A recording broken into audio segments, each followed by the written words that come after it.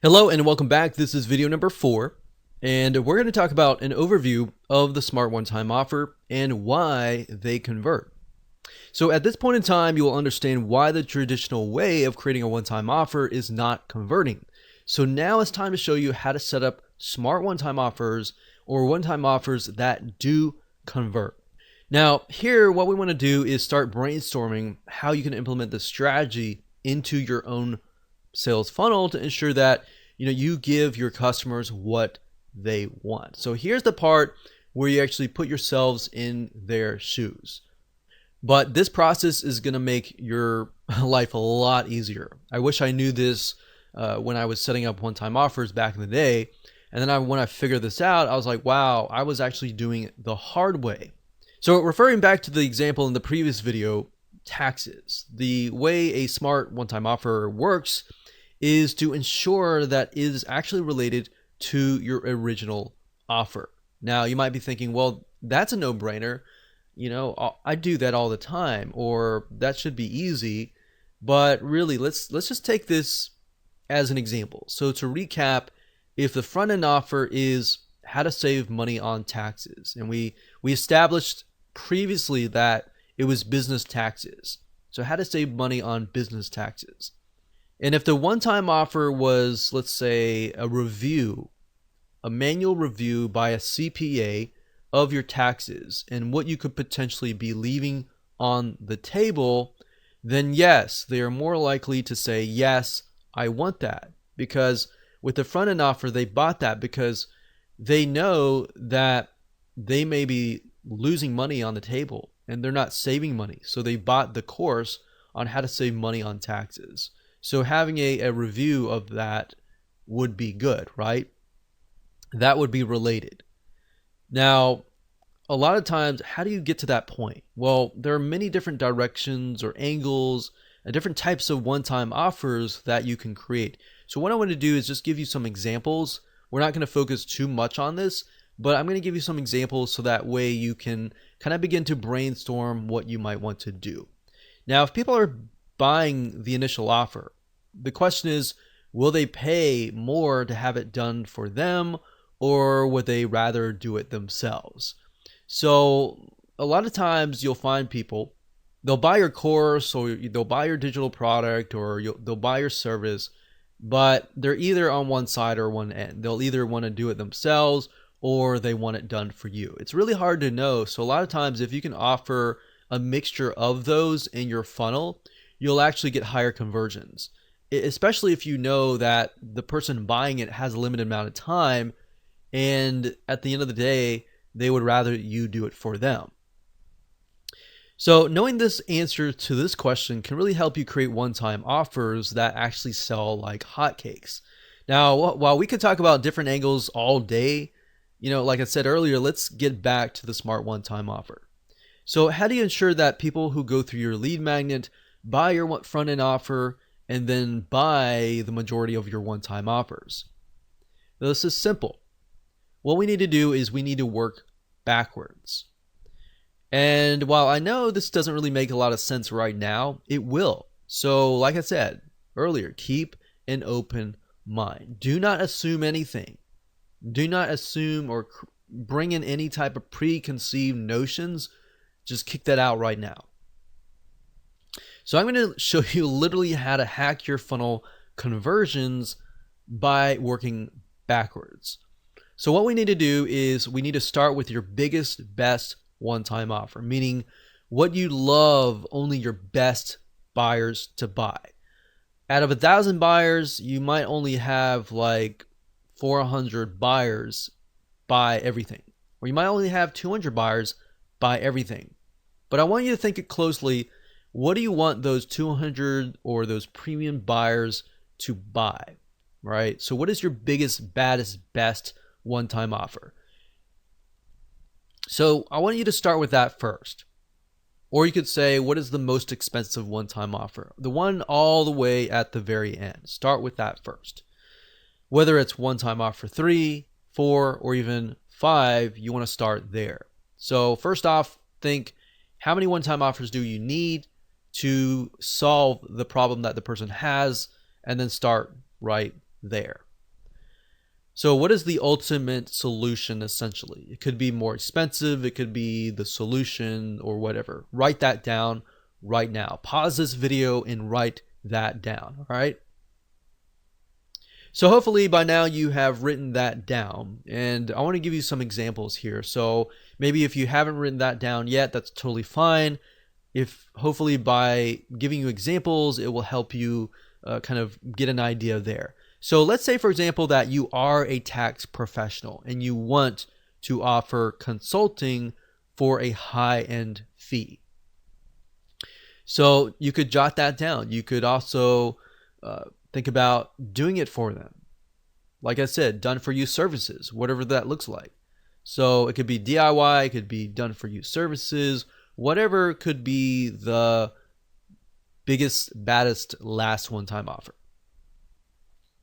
So let's say, for example, that we have 4 one-time offers, and we'll start with one-time offer number 4. So what we need to do is we need to figure out, okay, so one-time offer 4 in this case is the person offering consulting a high-end fee. So what we need to do is from there, you need to move one step back to one-time offer number 3. So basically one step backwards and think, all right, if someone cannot afford one-time offer number 4, what is the next best thing? In other words, what we like to do is we like to take a piece of that and move backwards. So what is the next best thing? Perhaps group consulting. So maybe group consulting could be the one-time offer number 3, and one-time offer number 4, maybe that's one-on-one personal consulting. So number 4 is one-on-one, number 3 is group consulting, and then move backwards. What could be one-time offer number 2? Well, let's take a piece of that and move backwards. But you see, by taking a piece and piece and piece and move backwards, what you're doing is you're creating a related, congruent one-time offer or funnel. So what's the next best thing if people cannot afford group consulting? Well, maybe you take audio recordings from the group consulting. You know, obviously nothing is better than live group consulting, but having those audio recordings is just as good. So maybe that will be one-time offer number 2. Then we take a step back to one-time offer number 1, and we can take a piece of audio recording and perhaps turn it into a book. So they're still getting a piece of that group and consulting or that personal consulting, but it's actually not consulting anymore. It's just a book or a course kind of thing. You get the point? You're basically taking a piece, moving back, taking a piece, moving back, taking a piece, moving back. And then you can even move that into your front end offer as well. And you can do the same with your lead magnet. So if you do that, guess what? Whoever consumes your lead magnet, you're going to attract a very specific person. They're going to definitely want the front end offer because it's a larger piece, of the lead magnet. And the one-time offer is a larger piece than the front end offer. Then the one-time offer number 2 is a larger piece than number 1 one-time offer. So hopefully that makes sense. If it doesn't, don't worry. We'll map it out visually so that you can see it in the next video. So like I said, it'll make more sense in video number 5, but that should kind of get your mind going a little bit. So that's it. Let's move on to video number 5, and let me map it out so you can visually see it so that it can really stick in your minds. Hello and welcome to video number 8, and just want to say congrats. At this point in time, you have reached the end of this video course. So to ensure that you use everything you have learned, we're going to talk about shopping cart systems that will actually help you achieve this goal and set up the one-time offers properly via automated systems so that whenever somebody buys your front-end offer, they will be automatically presented with the OTO 1 or OTO 2, 3, 4, 5, or whatever, how many one-time offers that you have. Now, there are many out there, but here just to name a few. There's jvzoo.com, there's zaxa.com, and there's infusionsoft.com. I will say that Infusionsoft is a lot more complex. So Zaxta.com typically is a good shopping cart system. JVZoo.com as well. Now, in order for this to stay true, you need a shopping cart that can do one-time offers that appear after the previous purchase. We're not talking about one-time offers that are added to the front-end initial offer. So you want to make sure that you do your due diligence and make sure that this is the type that they are compatible with, because some shopping carts will actually say that, but in reality, it's a very different one-time offer. So that way it helps you kind of differentiate between the two. So I hope this helps, and just make sure that you go take action, map out your own sales funnel, find the right system that is for you, and go out there and conquer. Hello and welcome to video number 6. This is Smart OTO Real Example, and in relation to products. So now that we've covered how to create a funnel and what it looks like to map it out, let's talk about some real life examples. Now, because products and services can drastically be different, what we want to do is we want to ensure that you understand how to implement this inside of your business. So in this particular video, we're going to talk about how to create smart one-time offers for products. So if you have a service, you don't have a product, but if you have a mixture of products and services, I would recommend that you watch this one and the next. But if you do not have products and you're just purely 100% a service-based business, then I would rather you skip this video and go to the next, all right? But you might learn a few things by watching this video before watching the next. So let's head over to the flowchart system again, and let's find a product and break it down in relation to products.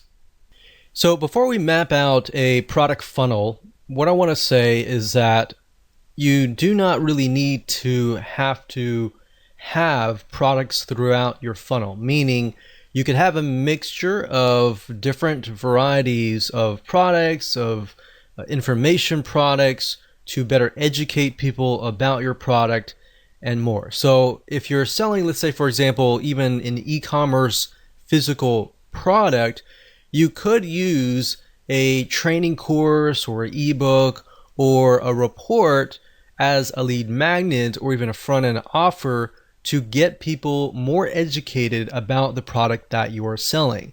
So just keep that in mind, that every single thing in your product funnel does not need to be a product. So if you're doing an e-commerce product, the front-end offer, the one-time offer, and all that does not have to be an e-commerce product. It can be, or you could do the lead magnet as a video training, but you have to really think about how much does somebody need to be educated about my product before they decide to actually buy my product. So you really need to figure out, okay, is that going to be in the lead magnet phase, or is that going to be in the actual front end offer?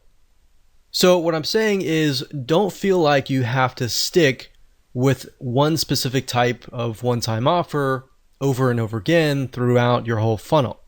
So for example, we'll talk about service-based businesses in the future, but you can actually mix and match between a product and a service solely based upon what you think will help somebody become more educated about your product. In addition to that, how will that bring them closer to actually wanting to buy the biggest, baddest one-time offer? All right. So let's do a product here, and let's just go ahead and do that. Let's do an e-commerce product. Let's say that we are selling scuba gear, and the OTO, let's do an OTO 3 for the sake of simplicity. So scuba gear is going to be basically everything, like all in one package kind of thing. All in one package.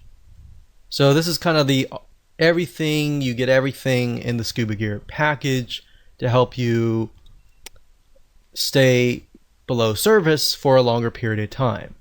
So if that's the unique selling proposition of your product, then maybe down the line here, you could have a lead magnet that talks about something like how to stay below water for a longer amount of time. So we haven't really figured out, is that going to be our lead magnet? Is that going to be our front end offer or anything like that? What I want you to do is just splat that on the paper. So we've got OTO3, and I would ask you, in addition to that, if we move one step backward or even two steps backwards, what do we think would be there? So since the scuba gear is an all-in-one package, maybe we focus on the scuba mask. So if somebody buys a scuba mask, you could say, hey, you buy the scuba mask, but I'm going to offer you the scuba gear for like half off or something. So let's go here and let's do for simplicity, let's do OTO2 since it's a product. So we'll do this as OTO1 and then maybe a front end offer. So this could be a lead magnet, it could be a front end offer, but let's say, for example, we want to make a course to show people how to stay below water for a longer amount of time, or whatever unique selling proposition that fulfills this or essentially solves somebody's problem, right? So they go from here, they're looking to stay below water for a longer amount of time, and then maybe you present them after that. You say, okay, I've trained you, I've educated you, and then here's a scuba mask that will help you do just that.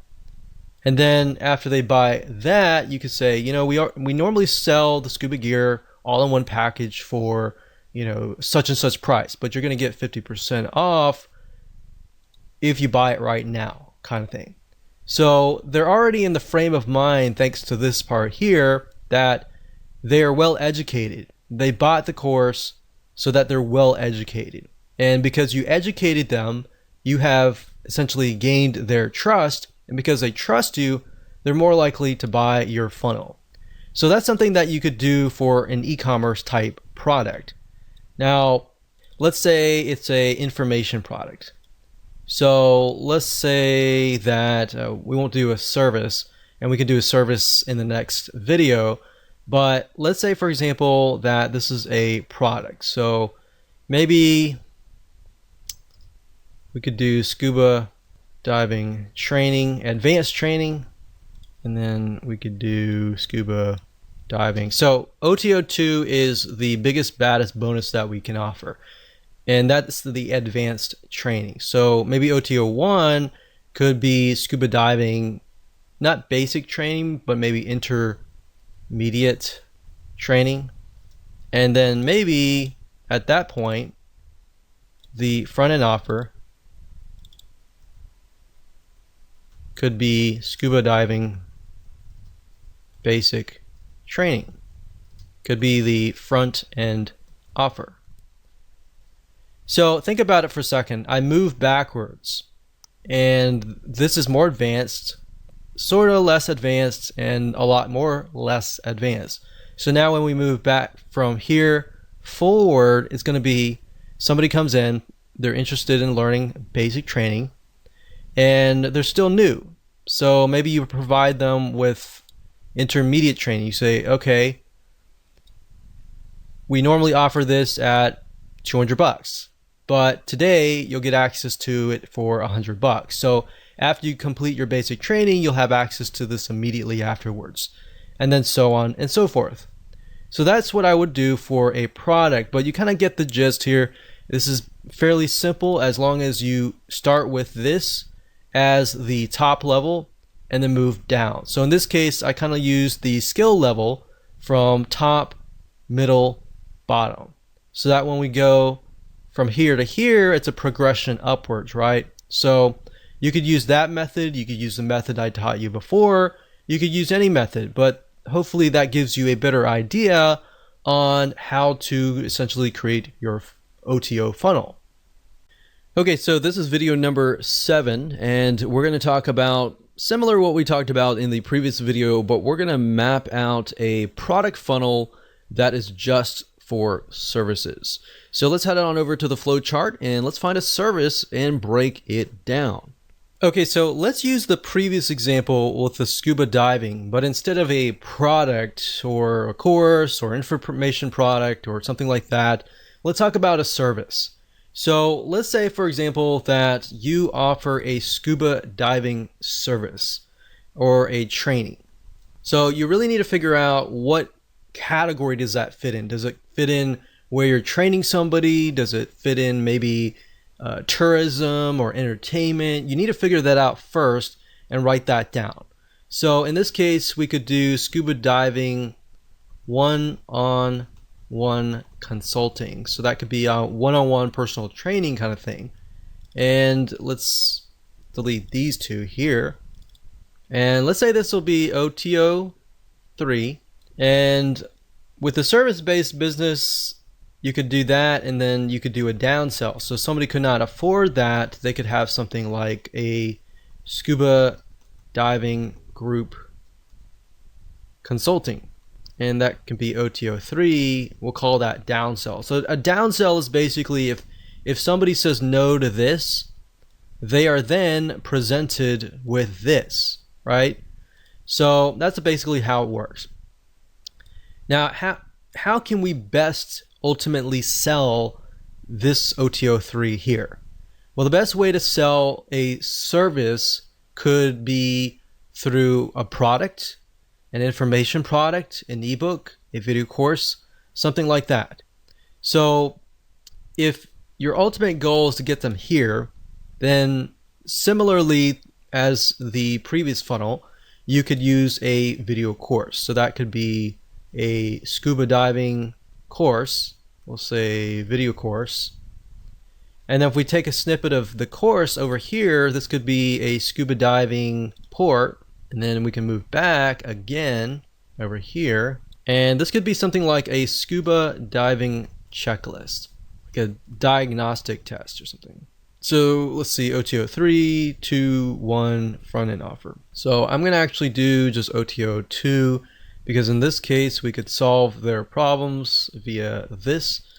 So we're going to do OTO 1 or OTO 1. We're going to do, actually, instead of a report, we're going to do an ebook. And that can be front end. And that could be anything you want. You could do something like the top 10 reasons why blah, blah, blah. You fail in scuba diving, and then you could have the done for you service over here that talks about how to succeed or how to avoid these failures or whatever. So this could be of course, the lead magnet, which is the freebie that you give away for free in exchange for somebody's email address so that you can communicate with them over and over again. So that can be it for a service-based business. So essentially, somebody wants you to take them by the hand and walk them through the process. So another service-based business could be done for you. I mean, essentially everything that is service-based business is done for you. You're doing it for them. Even a plumber. I've actually purchased from a plumber before, and they have had one-time offers as well. But just keep in mind, you don't want to, with service-based business, you want to avoid forcing people. For example, I think the plumber that helped us actually said, okay, if you buy this, you can buy this extra package into this like monthly gold club or something and get a 10% discount. And it didn't really make a lot of sense because what he was doing was he was doing bump sales. He wasn't actually doing one-time offers or anything like that. So in certain service-based businesses, you really have to think, is this really right for me or not? Because some things like plumbing, people may not be open to that. But generally, things like even scuba diving or information products, people tend to be more open on that. So I hope that gives you a better view of the different ways to go ahead and create a funnel for a service-based business. So remember, mix and match, if you can best educate the person before they get to your service, before they get to your product, that is a more ideal situation. Hello and congratulations on getting access to this video course on the blueprint to setting up smart one-time offers. So this is video number 1, which is the introduction and quick overview. So when it comes to selling your products and services online, you need to ensure that your whole funnel converts.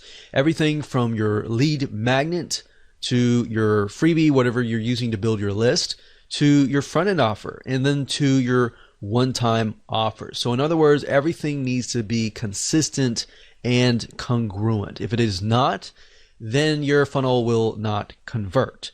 But you'll get a better idea as I actually go through and show you step by step. Now, before we begin, we need to check your mindset. And then, of course, after that, I'll give you a quick overview of the video course itself so you know exactly what to expect. All right, so let's talk about mindset. So most likely if you're watching this, you are open, but I want to make sure that you remove any type of perceived notions or thoughts or assumptions that could potentially block you from actually achieving your goal. What I've noticed over time and time again is oftentimes it's not the strategy, but it's actually the mindset that is blocking it. And it's not just the, oh, I can't do this. It's other things that are actually coming into your mind that you don't even know that are aware of that are blocking you. So I've seen too many times either product business owners or service-based business owners or any type of business owners, they often, not all, but some of them, a minority, tends to say, I hate one-time offers. Anytime you think I hate one-time offers or I hate funnels or I hate this and that, those things can actually block you from achieving what you want to achieve. So I want to make sure that you throw that out the door so you can focus on the video course. And at the end of the day, it doesn't really matter what we like. What matters is what our customers want. All right. So it's easier for me to say, put yourself in other people's shoes. But in reality, it's actually very hard to do unless you really remove those things out of your mind. And then it makes it easier. And then I'll give you some formulas that you can actually implement that will help you achieve that. Then on the flip side, you've got your customers. Now, if your customers are saying, I hate one-time offers, then that's a different thing. That's something that is clearly wrong with your sales funnel. Now, if one or two people saying that, that's usually okay. But if you got 3, 4, or 5, typically the rule of thumb is if one person is saying that, then 100 other people are just not saying it at all. They're just walking away annoyed. All right, so that is a good place to be because that will allow you to say, okay, what is wrong? What can I fix this? All right, so that's what we're going to do today. So now that we have covered that, let's talk about the video course itself and give you a quick overview of the course. So video number 1 is, of course, this particular video. Video number 2 is why you must have one-time offers, which will be a basic video, but will set the tone for everything else. Video number 3 will be why most one-time offers aren't converting. Video number 4 will be an overview of the smart one-time offer and why they convert, so you have a better idea about how they convert and the fundamentals basically. And then of course video number 5, we're going to dive into actually practical application. We'll take what you learned in the previous video and then apply that in video number 5. So in video number 5, we'll talk about how to create a funnel with smart one-time offers. So I'll actually go to Lucidchart or a mind mapping software and break things down so you can visually see it. Video number 6, we'll talk about different examples. We'll give you smart one-time offer, real example, and we'll relate it to products. And then in video number 7, we'll do something similar but relate it to services. So if you have a product, you should have a better idea. If you have a service, you'll have a better idea there. And of course, last but not least, video number 8, we'll talk about different platforms, shopping cart systems that will actually help you achieve this. So we'll help you actually build out the one-time offers. So now that you have a better idea of that, here's what you need. You need a product or service, you need an open mind, you need the willingness to take action, and you need a mind map software. Like Lucidchart.com is what I'm going to be using, and I love that software. Or you can use a free mind mapping software. You can even use a paper and a pen if that suits you. Whatever helps you absorb this information better, use that, because different people are different. We got visual learners, we got auditory learners, and we have kinesthetic learners. So whatever works best for you is best. All right. So now that we've covered that, let's move on to video number 2. Welcome back. This is video number 2, and in this particular video, we will talk about why you must have one-time offers. The purpose of this video is kind of to set the tone and to kind of get you into this headspace. So I really want you to think about this. Have you ever thought about how much one-time offers can really make a difference? We're talking about the one-time offers that are only revealed after you purchase a product. We're not talking about the McDonald's bump sale, as we call it, where they say, would you like fries with that, or would you like to basically make it bigger? We're talking about the one-time offers that people only see after they have said, I trust you, I've whipped out my wallet, and I bought the front-end offer. So these are going to be a lot more high converting. Or have you just accepted because some other marketer or somebody else told you that they work? So really what we're trying to do here is dissect them, all right? Once you have a better understanding of them, it just makes it easier. Now, it's oftentimes good to look at whys, different angles, so you understand how to pinpoint the weaknesses in your funnel.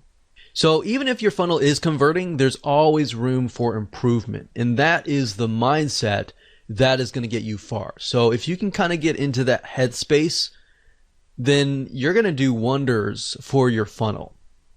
Now, when we did tests back in the day, we found that just adding, an extra 1 or 2 one-time offer can literally triple your sales if done right. If you follow this blueprint and you're making, let's say, a couple grand, you could potentially double that or triple that just by adding a one-time offer. Now, obviously there's no guarantee, but that's just something that we have found personally within our own tests and with our own experience. So not having a one-time offer actually makes you rely solely on the front end offer. And what happens to your mindset is this. What ends up happening is that you are solely focused on the initial customer acquisition that you totally forget about your existing customers who have already proven themselves to want more from you. As long as you are, providing good quality, of course, they're going to want to buy more from you, assuming that you have solved your promise initially. Now that you think about that, how many one-time offers do you really need? Well, that depends on the problem that you're trying to solve. In other words, maybe instead of asking that question, you should ask, how much does it take? How many one-time offers does it take to help your customers solve their problems? Does it take 1? Does it take 2? Does it take 3? Or does it take 4? Now, of course, you don't want to get too many, or of course, that will just annoy the customer and anger them. So you want to do it in moderation and enough that will actually help solve their problems. Now, some customers may want a few one-time offers, such as they might want to do it themselves. And then some customers might want to have you do it for them, and they're willing to pay more money to do that. So I want you to get kind of in that headspace and mindset. It's just going to make things easier in building out your whole funnel. All right, with that said, let's move on to the next video.